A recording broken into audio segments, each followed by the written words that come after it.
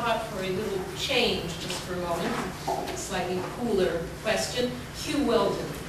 Hugh? Yeah, good evening, everybody. A question about the building in which you're seated tonight. 2 points, really. What, particularly our councillors, what are their feelings about the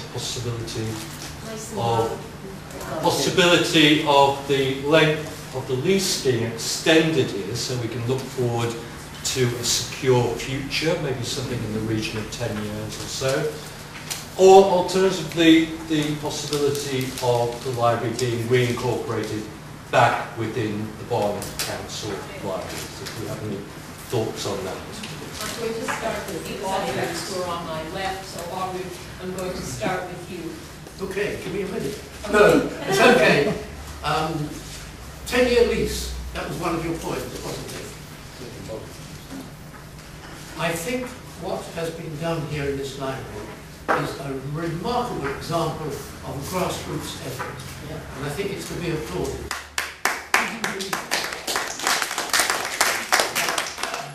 The question of a longer lease seems to me very sensible, either 10 years or an even longer lease.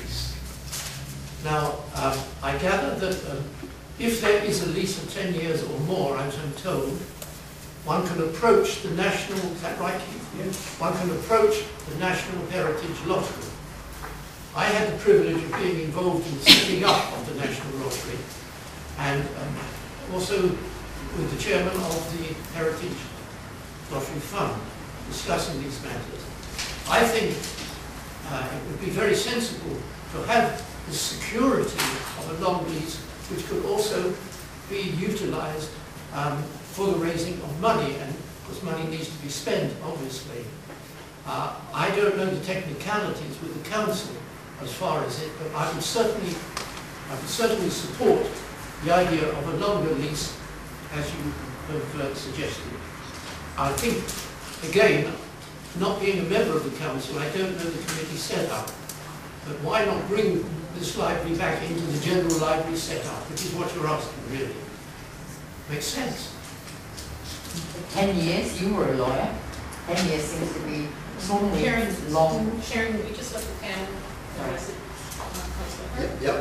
Well, the problem of a long lease, it's not only yourselves here, admirable they are, I know at least in my own patch, two clubs, 2 sports clubs, small voluntary sports clubs, haven't got long enough leases, can't go to their kind of grants or whatever to rebuild things, and constantly I am personally involved in pressing forward. I think it's going to be a policy decision on the part of whoever's the majority party in the borough, and I agree entirely with you, if I may say so, that this just makes sense, doesn't it? Give the people a lease, let them get their own money, which is what we want, localism. Well, we have the leader of the council sitting next to me there. I don't want to press him squeaking too much, he might give it the sack. But, but it's no, I don't not so, because it makes such sense. As a conservative who wants people to do their own thing as much as possible, the Localism Act is admirable.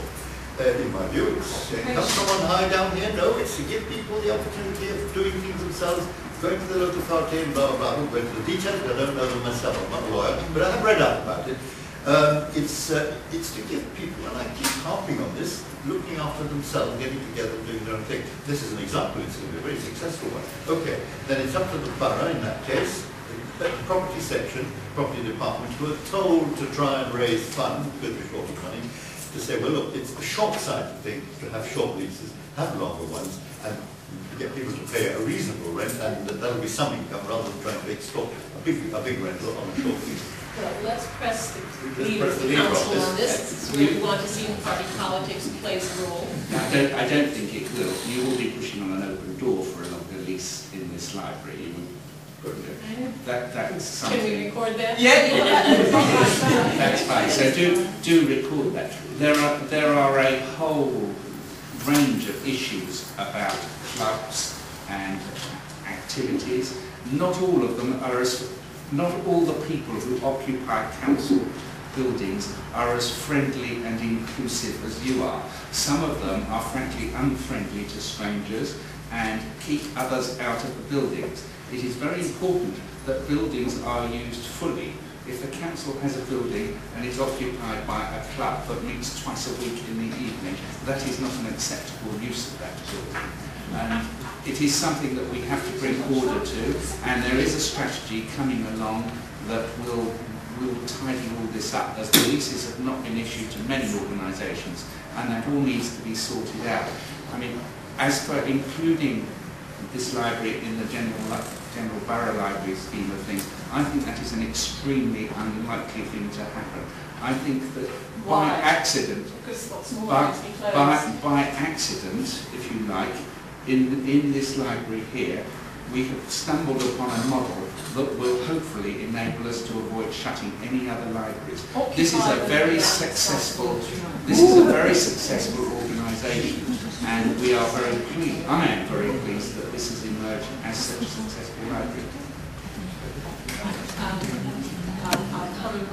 I'll just take Anne and then I'll come back to what's I'm very, very pleased to hear you say that there's pushing on an open door. I've just recently been confirmed in post as the, if you like, volunteer librarian here. What I would say, in your saying that it's a successful model for other libraries, is it is an incredible struggle for us to do this with all volunteers. Running such a thing as a library needs professional input. It's just an accident that I happen to be a trained librarian. However, I'm giving my services for free. I have no income coming in as such. I'm still having to pay my council tax, and I'm still having to try and give something towards the household as well. So volunteering, qualified, yes, but volunteering to help those who are fully qualified and able to do the job properly. If you use all volunteers, it doesn't work well. We are now facing enormous problems for the summer trying to get volunteers to come and keep the library open for the hours we need it open. There are huge issues with expecting volunteers to run something like this. They can run something for 2 nights a week at a club, that is fairly easy to do. But holding something open like this, which is for the entire community, which is trying to do a community good as well as to be a library, which is also an incredible community good and education tool, is a much, much bigger thing and actually does need professional, proper input.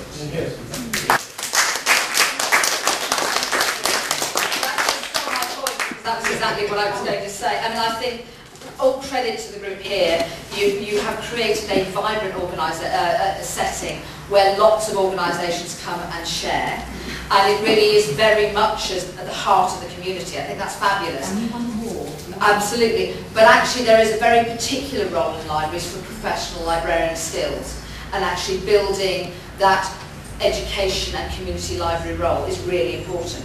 So I recognise that. It's one of the reasons that we featured that in our opposition manifesto work. But there is a challenge, and I do think, coming back to the lease, very pleased to hear it, because I actually think, having got to the place you are, to not be able to take this library forward to the next stage for want of a longer lease and the ability to bid for external funding seems a crying shame, because actually you have got volunteers, you have got a tremendous spirit, but actually you need to be able to secure the future, both of the organisation and the services you provide, but actually also the building itself, and that's hugely important. And that's quite a challenge as a group of volunteers. Right, one more small point, I was right, it's about bidding for this money. Can I just make a point that charity money goes on projects, it does not go on running the service. So for instance, we have a project coordinator at the moment who is being paid for out of charity, essentially charity money, and that is for 1 year. But for the position, for instance, that I hold, because it is ongoing, there is no funding that we can bid for. Well, that's not right, it's not fair, is it? Would you do your job voluntarily? Professional job voluntarily? Would you do yours? Okay, could we just do this in order, because a lot of people are raising their hands, sorry. I've got about 4 people in line. Bob, Teresa. I want to ask Councillor Cornelius, I will come back to your saying that this is like pushing on an open door.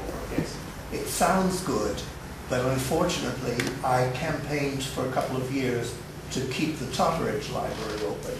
Yes. When it was shut in 2004, we had been campaigning for some time. And the initial response at a very large emergency meeting of the residents was, this is nonsense, this should not happen, this cannot happen, this will not happen. And we elicited a response from the 3 councillors at the time, at that moment, saying, we will endeavour to hear you, to do our best to keep the possibility. And then they just fell down at the charm. All that was required was a suitable offer to replace the building in certain conditions. And it did not come to pass. I want something more substantial from you than it's an open door. I want to believe that lease will happen and that there will be some professional connection. Well, seeing will be believing, won't it, Rob? Sorry? Seeing will be believing. Well, then I must remind everyone here that words are words. Look at this is what we're seeing this week in the council. I had Teresa's hand, and then I had Karen's hand, and then I had Bobby's hand. I think it's really frightening that you say that you want this to be... I think this is very frightening that you say that you want this to be a model for our libraries. Not for all libraries. No, but I know that you're planning to get rid of a lot more libraries. Why are you planning to do that? We used to have... Let me finish. We used to have one of the best library services in the country. It was in terms of value, in terms of standards of professionalism. And I simply do not understand why you do not understand the value of a good library service. The only reason this library is here now, and all credit to the people that volunteer here now, is because some occupiers moved in and saved it from you. Because you wanted to sell it. Just like you want to sell our Church Farmhouse Museum, which you plundered and put up for sale and is standing there rotting. Beautiful Grade 2 listed building, which you should be ashamed about. But your party seem to be cultural Philistines. And until you understand the fact, and I don't think you ever will, sadly, until you understand the meaning of culture, art, history, heritage, literature, we are just going to see all of it put up for sale and disappear. And that's a really sad indictment of your administration.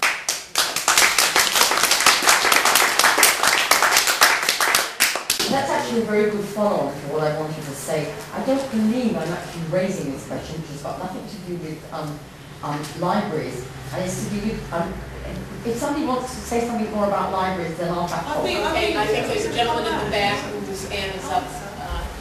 I just want to say I'm really glad that Cornelius thinks it's been a successful library. I just want to point out that it was done with zero help from council, and in fact, in the teeth of them, A, trying to shut it down, and B, trying to cut off funding, then giving the least amount of money they could. I just want to really point the fact out that this is the guy that wanted to shut down this library, or the council that wanted to shut down this library, and in the teeth of opposition, did the local community and with various help save the library.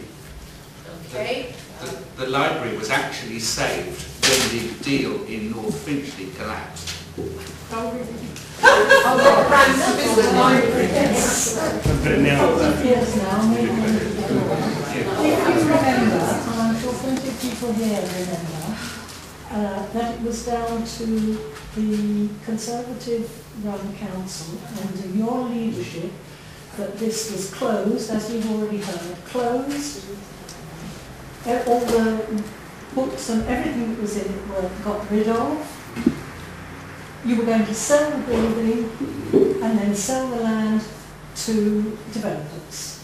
I'm very interested to know, first of all, my question was, how do you feel being here now, after all of that? I am pleased the and library you have is said, I'm very pleased that this is successful, but it's not enough. I'm sorry, that's not enough. It's, what can I say that will do make you you not happy? feel comfortable? This was not anything to do with you. You wanted to destroy it. No. You tried your absolute best to destroy it. I'm amazed that you have the gall to come here. That's not true. I came here because I was invited to come here, and I didn't need to come here, but I'm very happy to be here. If you recall, this library was to be shut and merged with North Finchley Library in the Arts Depot. That deal collapsed. The Arts Depot, did they? You The just Arts moved in. Small Who room in owns the the Arts Arts Depot? If you come to that, it is owned by the taxpayers of Barnet. Trust me. But There's the freehold is owned by a the lady taxpayers of Barnet. just Yeah. there who's Thank been you. waiting.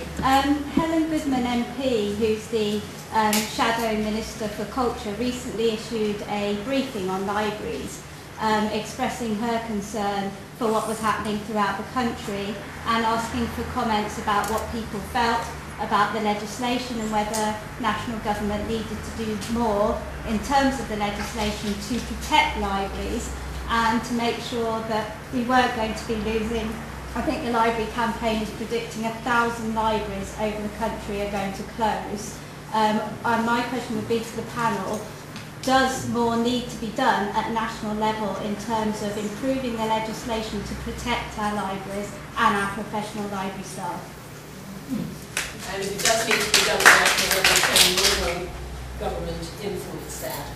Well, I think local government can influence that, and I think we need to think about a future of for libraries. And one of the things that's so key about this building, actually, is you're using it for all sorts of things, as well as having a valuable set of books here, albeit a fabulous set that were donated by people across the borough. So I think the thing is looking at libraries in the 21st century, so I think that's really important. Yes, preserving libraries and library services, absolutely. Nobody could have afforded to keep, my parents could not have afforded to keep me in the book habit I had at 10 or 11. You really couldn't. You'd need, I was going through 7 or 8 books a week. And that's a fantastic basis on which the range of things I read and the things I dabbled in. You can't do that. Kids come in here and they pick and they choose and they chance it and they take, and they look at books and think, I'll have a go at that one, and it's wonderful. Same's true of older people who perhaps have more time in their later years to read. But actually, to make buildings viable, we need to look also at adding value to that. And so that's really important. I think that point absolutely needs to be made. I also think there's a real role for professional librarians. I've benefited over the years from many, many professional librarians in the different places I've lived, and I think they carry a real strand, a gold thread through all of our libraries. What about the legislative aspect? And actually strengthening that role. As far as I understand it, the sum total actually is the distance you need to, in principle, you need to have a library within a key distance, and it's either a mile or 2 miles. And that leaves lots of scope actually for libraries closing in a city like London, where you're looking at that against a population that needs a broader range, a bigger concentration of libraries. Just to So come you back, could change that. it's also about clarifying the comprehensive library service, because that's what the legislation says, and there's no real clarity on that and what that actually means as a definition. Yes, and maybe actually it's about defining that element, because libraries are used for so much more now, but there is a core to it that needs to be defined. Right, so do we need to change legislation? Can local government lead in that way? Well, I'm old enough to remember, you may remember that people used to borrow their books at the lending libraries at Boots and places like that. In fact, my father, when he left the army disabled, used his gratuity to set up a little library, the Bremens Library in Sheffield. And when he was ill, I looked after it. At the age of 14, I was the librarian. So I do read books. I do read books too. And it's not to say that all Tories are Philistines, because there's one or two of them. The one sitting looking at you who isn't. Right? I'm an artsy, craftsy person. Sure, I'm an artsman entirely. And I fought in the background. I fought in the background with my own side about this. Now, it's not so much a political thing that Tories close, but no, they don't.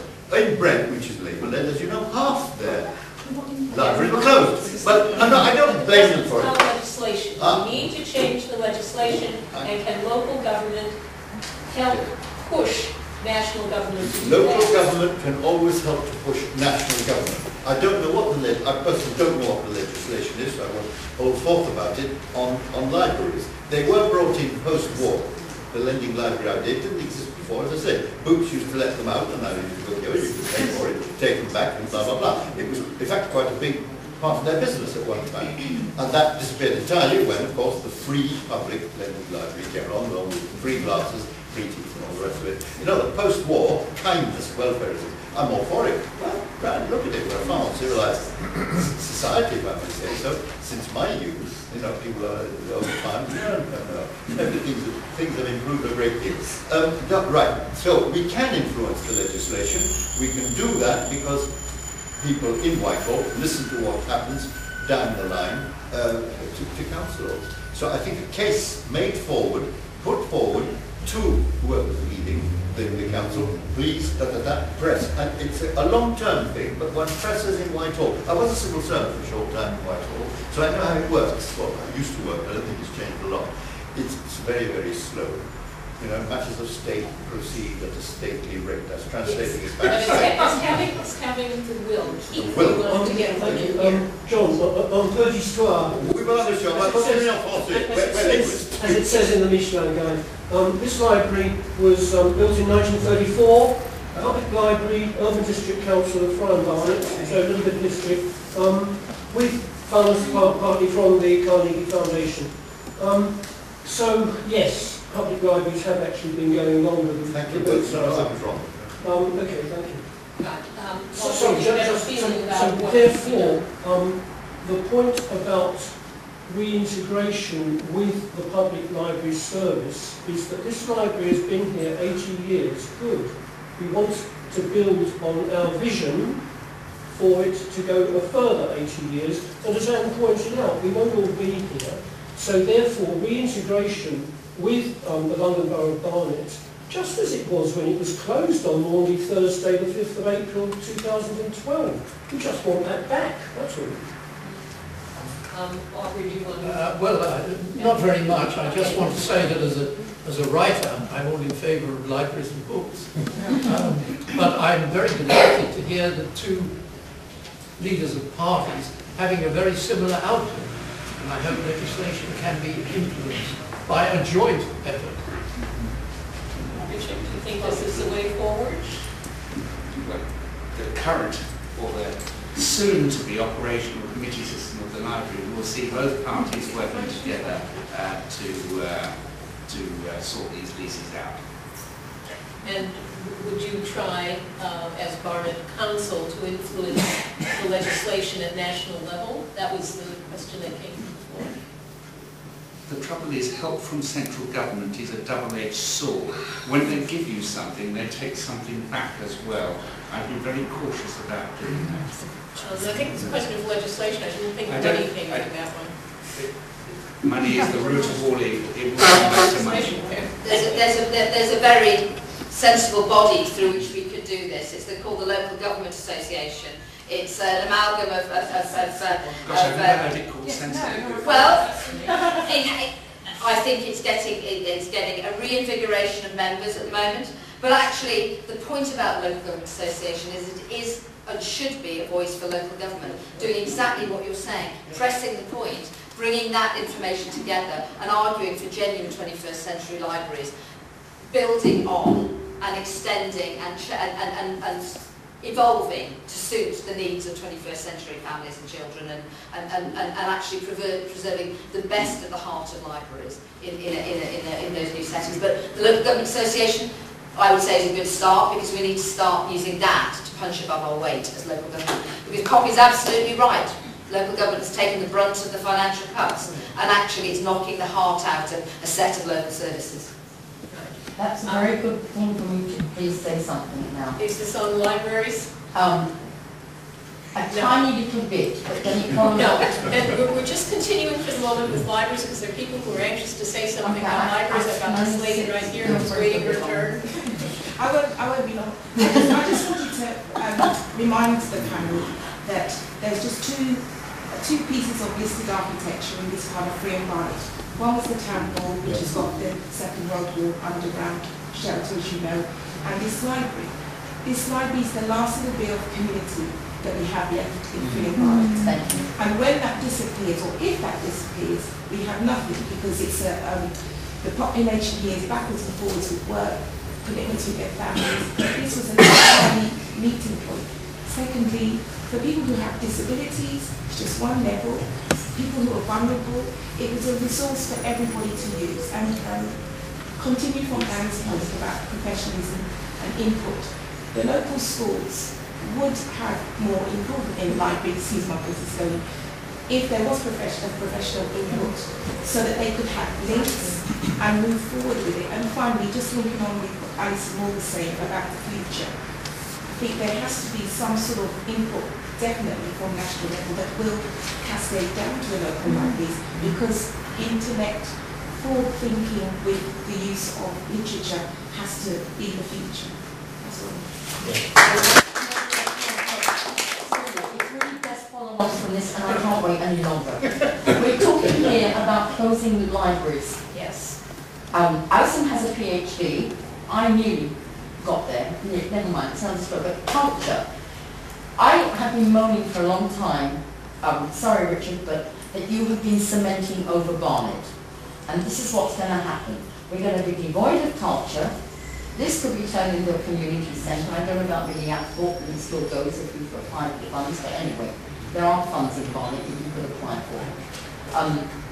Having said that, I then started to utter before that I'm going back to a point that is a discussion with Alison basically about Beaufort Park. And this includes you, Richard, because I went and did a recce after the original recce that I did, because I was at the beginning before it I don't think we know what you're talking about, Karen. Okay. There are a lot of people here who do not Okay, know what Beaufort you're Park talking is about. down in Colindale, and where Colindale's being regenerated. What they've done is what they're doing with West Hendon, and they built up an enormous block of flats that I was supposed to initially, they sold it to private owners who could then re-rent it out, which is what Metropolitan or whoever are doing in West Hendon. The story from West Hendon hasn't moved on more, Alison, I hope you're listening, hasn't moved on a great deal from the last 20 years.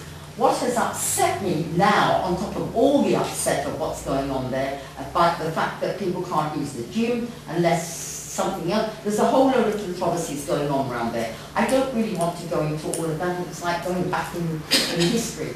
But, the legislation says that the footprint of an apartment, meaning you don't have a garden or something, if you've got a balcony, that is instead of a garden. In other words, there was an open space there. I actually was in charge of the open space. And we actually set up a children's wood where the children were nurturing trees that had been started from a 500-year-old in Richmond, in Isabella Plantation. Another story, but anyway. Karen, cut back on about to stop you. No, I will stick to the point. The point is to do with culture, that if you cut back on open spaces, as you have done from Aerodrome Road, all the way up to Hendon, I think, there isn't a piece of open space for any kid, especially on the Beaufort Park estate, where they can kick a ball around. What happens to their culture? This is storing up problems for the next generation because they can't let out all their energy. They're in clothes, and it's disgusting around there. Okay, I think